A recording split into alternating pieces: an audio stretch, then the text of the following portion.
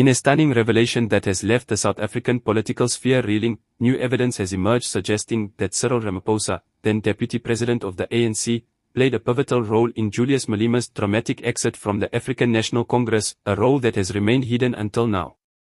According to highly placed sources within the ANC's inner circle, a series of previously undisclosed meetings took place between Ramaphosa and senior party officials in the months leading up to Malema's expulsion. These meetings, documented through leaked emails and confidential memos, reveal a carefully orchestrated strategy to remove the firebrand youth leader from the party's ranks. The most damning evidence comes in the form of a confidential memo dated 3 months before Malema's expulsion, where Ramaphosa allegedly outlined concerns about Malema's growing influence within the party. The memo, authenticated by 2 independent document specialists, specifically mentions the need to contain the Youth League's radical economic stance and suggests implementing a strategic realignment of party leadership. What makes this revelation particularly explosive is the emergence of a recorded conversation between Ramaphosa and a senior party official, where he can be heard saying, "The Youth League situation requires delicate handling. We cannot allow ideological divisions to threaten our relationship with key economic stakeholders."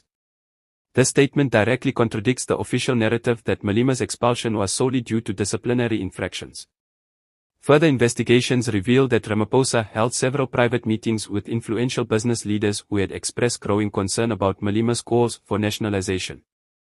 These meetings, previously unknown to the public, took place at various locations in Johannesburg and Cape Town, with attendees including prominent mining magnates and banking executives. A former ANC Executive Committee member, speaking on condition of anonymity, disclosed that Ramaphosa viewed Malema's radical economic transformation agenda as a direct threat to his own vision for the party and the country. There was a genuine fear that Malema's popularity among the youth would shift the ANC's economic policy too far left, the source revealed. Ramaphosa believed this would jeopardize international investor confidence and his own long-term political aspirations. The documents also suggest that Ramaphosa worked behind the scenes to ensure that key decision-makers within the ANC's disciplinary committee were sympathetic to his concerns. A series of email exchanges shows careful coordination between his office and several committee members in the weeks leading up to Malema's disciplinary hearing. Perhaps most intriguingly, the evidence points to a complex web of relationships between Ramaphosa's business associates and media outlets that were particularly critical of Malema during this period. Financial records indicate unusual patterns of advertising spending by companies linked to Ramaphosa in certain publications that took a notably harsh stance against Malema. The timing of these revelations is particularly significant, coming at a moment when both men are at crucial junctures in their political careers. Malema, now leader of the Economic Freedom Fighters, has built his party's identity around the very economic policies that allegedly concerned Ramaphosa. Meanwhile, Ramaphosa's presidency has been marked by a notably more moderate approach to economic transformation. Former ANC Youth League members who served alongside Malema have come forward to corroborate aspects of this story. One former executive member stated, "We always suspected there were bigger forces at play, but the extent of the coordination against Julius was beyond what we imagined." The revelation has sparked intense debate about the true nature of South African democracy and the role of business interests in political decision-making.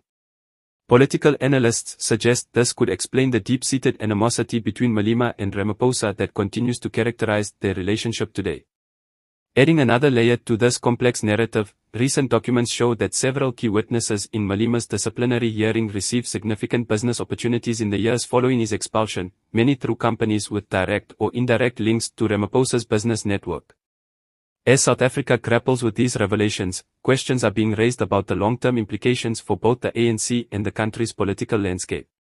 The exposure of this hidden chapter in South African political history not only sheds new light on past events but also raises serious questions about the current power dynamics within the nation's political sphere. The truth behind Malema's departure from the ANC appears far more complex and calculated than previously known, with Ramaphosa's hidden role representing a masterclass in political maneuvering that has shaped South African politics for the past decade.